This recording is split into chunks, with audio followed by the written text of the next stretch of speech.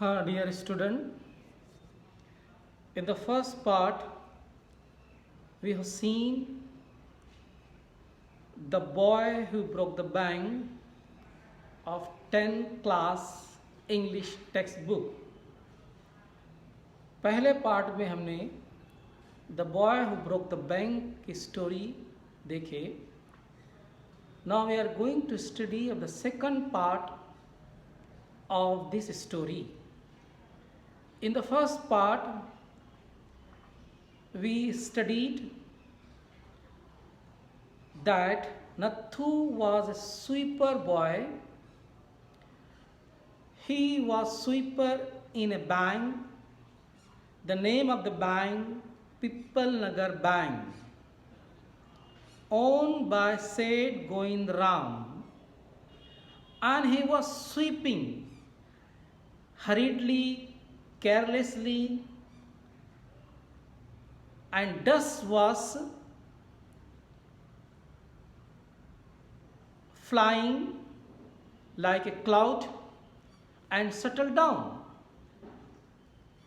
And he was grumbling, he was complaining. At the same time, a Sitaram, another boy, washerman's boy, was passing. He had a bundle of pressed clothes and told Nathu, "Don't raise such dust. Are you annoyed because they are still refusing pay your extra 2 rupees a month?" Then Nathu said, "I didn't get salary of this month, 20th month, and as soon as I received my salary, I got off. I will leave." Sitaram said, "Okay, best of luck. I will looking you another job, suitable job." And Sitaram went away from this. He went to a customer. The name of the customer, Mrs. Srivastav. She told Sitaram that she needed a sweeper, a servant, and Nathu told her that there was a boy named Nathu. Currently he was working in a bank, and the next month he was going to leave the bank. And Srivastav told Sitaram to call him tomorrow. And after that, Srivastav went for shopping. She gave order to Aya to look after her child, told cook to be ready midday meal. Dear student, हमने पहले parts में देखा एक कहानी है ये, the boy who broke the bank. Story का title है the boy who broke the bank. लड़का जिसने बैंक का दिवालिया निकाला, बैंक को ख़त्म किया, बर्बाद किया, ये उन्वान है उसका. नत्थु एक सुपर बॉय है, झाड़ने वाला, और वो पीपल नगर बैंक में काम करता है. बहुत ही लापरवाही से झाड़ रहा है, जल्दी जल्दी झाड़ रहा है, इसलिए धूल ऊपर उड़ रही है और धूल नीचे, और जहाँ झाड़ा वहीं गिर रही है. तो उतने में एक सीताराम बोल के एक लड़का, जो धोबी का लड़का है, कपड़ों का गट्ठा लेके जा रहा था और कह रहा था, क्या है बाबा, ज़रा धीमे झाड़, धूल को रेस मत कर, उड़ा मत. क्या तुम्हें इस महीने की तनख्वाह में 2 रुपये एक्स्ट्रा नहीं मिले? तो नत्थु कहता है, 2 रुपये एक्स्ट्रा तो छोड़िए, इस महीने की 20 तारीख आ गई है, मुझे अभी तक तनख्वाह नहीं मिली. और मुझे जैसी तनख्वाह मिलेंगी मैं इस बैंक को छोड़कर जा रहा हूँ। सीताराम उससे बेशक कहता है और कहता है कि मैं तुम्हें दूसरी नौकरी तलाश करूँगा जो आपको मुनासिब हो। इतना कहकर वो आगे चले जाता है। वो कपड़े डिलीवर करता है एक जगह से दूसरी जगह, एक घर से दूसरे घर। तो चौथे मकान पे उसका एक कस्टमर जिसका नाम था मिसेस श्रीवास्तव, एक लेडी थी, वहाँ जाता है और कहता है कि एक नत्थू है, एक लड़का है, वो नौकरी छोड़ रहा है और आपको अगर स्वीपर बॉय की ज़रूरत है तो मैं उसे बुलाता हूँ। तो श्रीवास्तव कहती है उसे कल बुलाइए, मैं उसे नौकरी पे लगाती हूँ। सीताराम बड़ा खुश होता है क्योंकि दो लोगों का काम किया उसने, एक नत्थू का काम किया और उसके एक कस्टमर का काम किया। मिसेस श्रीवास्तव को शॉपिंग जाना था। अपने आया से, नौकरानी से कहती है कि उसके बच्चे की देखभाल करे। बावर्ची से कहती है कि खाना दोपहर का बनाए। वो शॉपिंग को जा रही है और शॉपिंग के लिए निकल पड़ती है। This is the first part of this story. Now we are going to second part.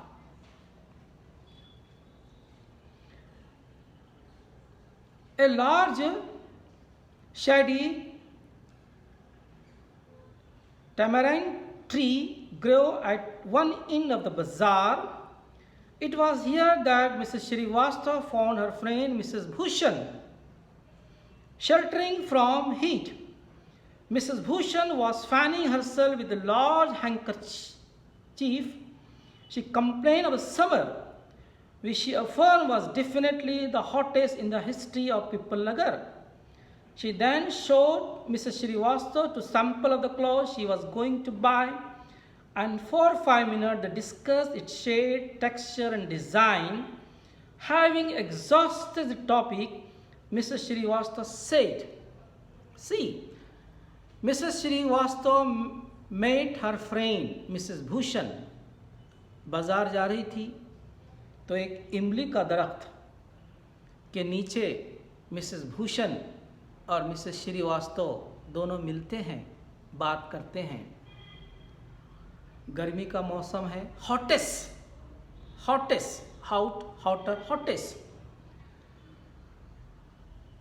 गर्मी के मौसम में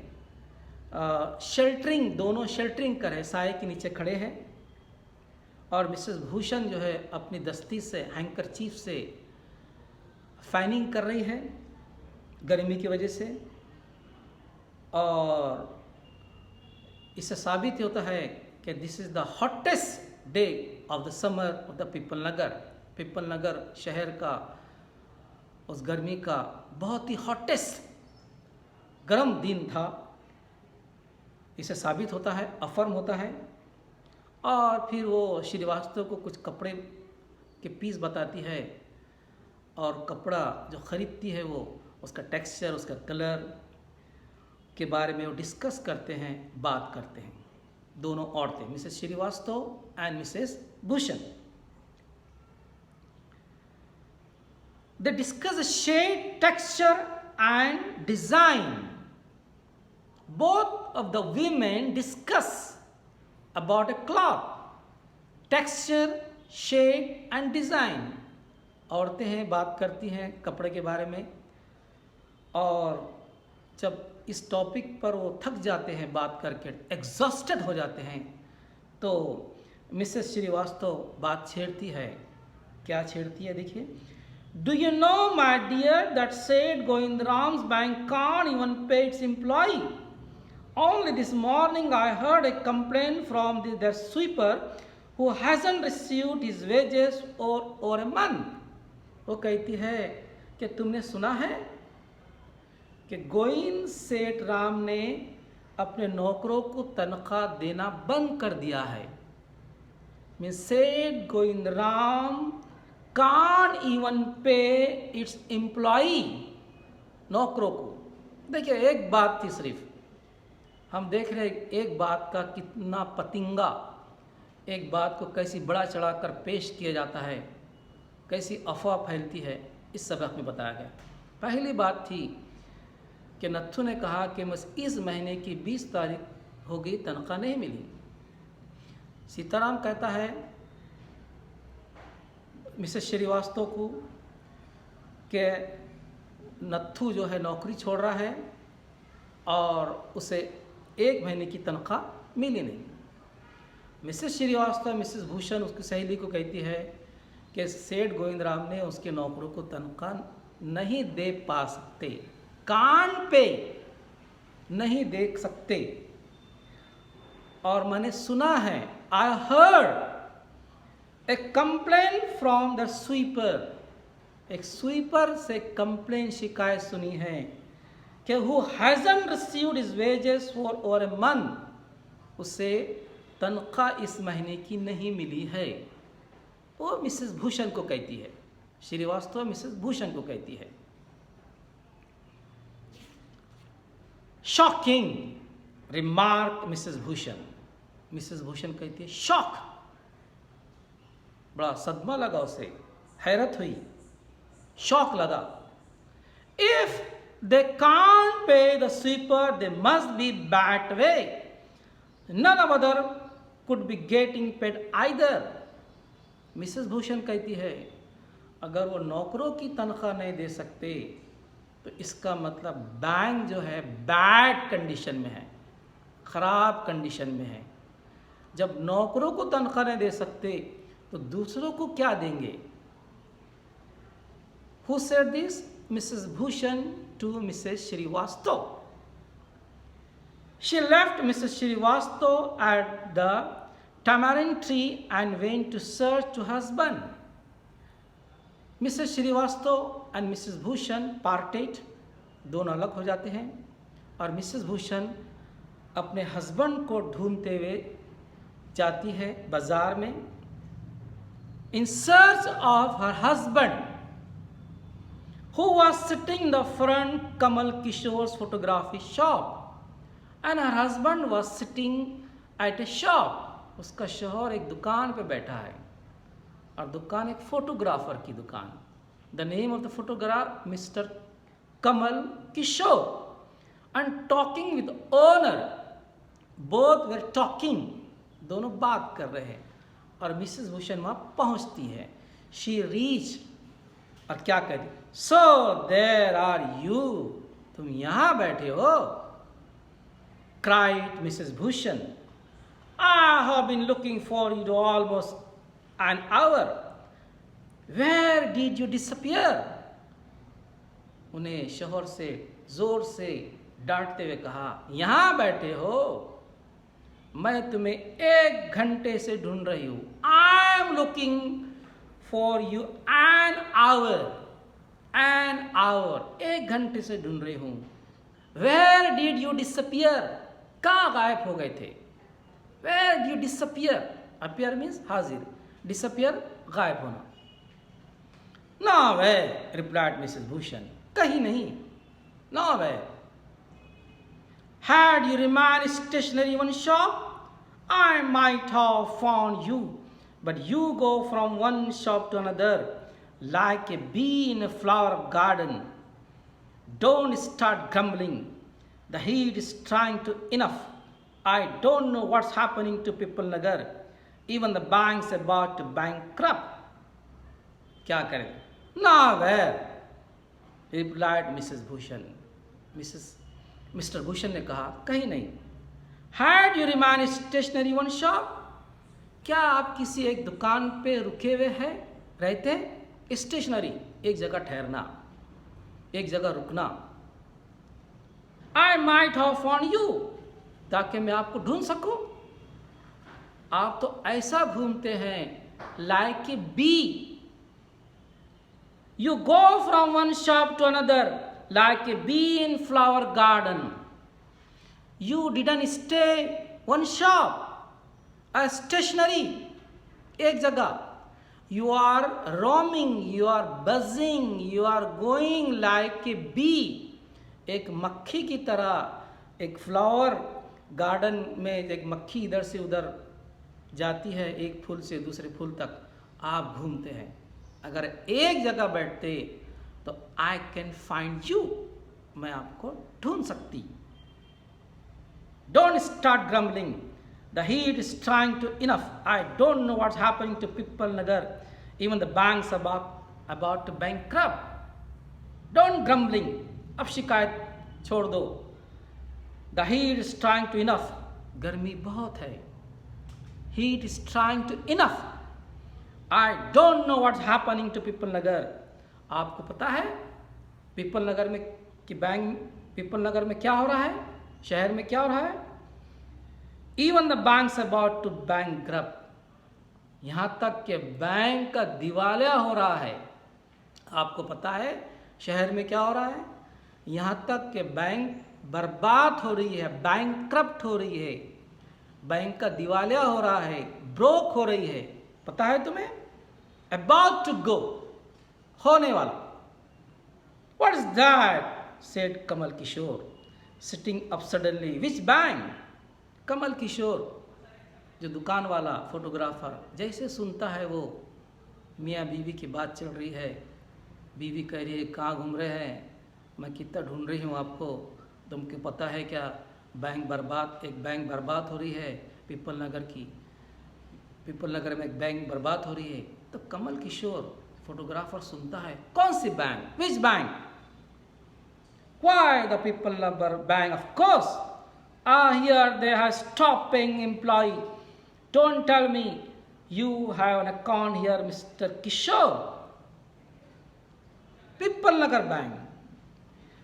Pipal Nagar bank, of course. Because they stopped paying salary to their employee. इसलिए उन्होंने अपने नौकरों की तनख्वाह भी बंद कर दिया है देना. देखिए एक बात का कैसे बात को बड़ा चढ़ाकर पेश की जा रहा है. Even the bank above, they have stopped paying employee. Don't tell me you have an account here, Mr. Kishore. और ये मत कहिए कि तुम्हारा भी अकाउंट है उस बैंक में, तुम्हारा भी खाता है उस बैंक में. No, but my neighbor has exclaimed. कमल किशोर कहता है मेरा तो खाता नहीं है, लेकिन मेरे पड़ोसी का है. My neighbor has. और पड़ोसी कौन था देखिए. And he called out over the low partition to the keeper of the barber shop next door. पड़ोसी उसका बार्बर हजाम, जो दाढ़ी कटिंग बनाते, उसके पार्टीशन से दूसरी तरफ दुकान थी. और वो दुकान वाले से कहता है दीपचंद, हजाम का नाम है Deepchand, how you heard the latest? क्या तुमने सुना है? कमल किशोर कहता है the Pipal Nagar bank is about to collapse.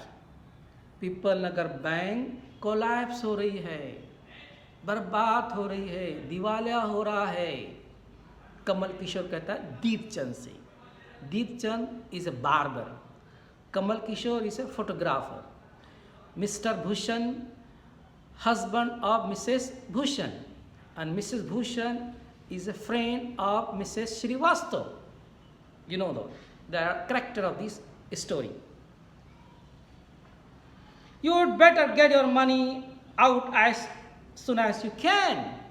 You have an account, so you can get the money. तुम्हारे जो अकाउंट में पैसे हैं वो निकाल दीजिए, क्योंकि bank was about to collapse. Bank was about to bankrupt. bankrupt होने वाली, collapse होने वाली, broke होने वाली. तुम्हारे पैसे जो अकाउंट में जल्दी निकाल दो. Deepchand, who was cutting the hair of elderly gentleman, was so startled that he had shocked and he nicked the customer right ear. Deepchand was cutting the hair. Deepchand जो है उसके कस्टमर का, ग्राहक के बाल तराश रहा है, काट रहा है. और जैसे ही सुना कि the bank is going to collapse, bank बर्बाद हो रही है, बैंक करप्ट हो रही है, उसको इतना शौक लगा.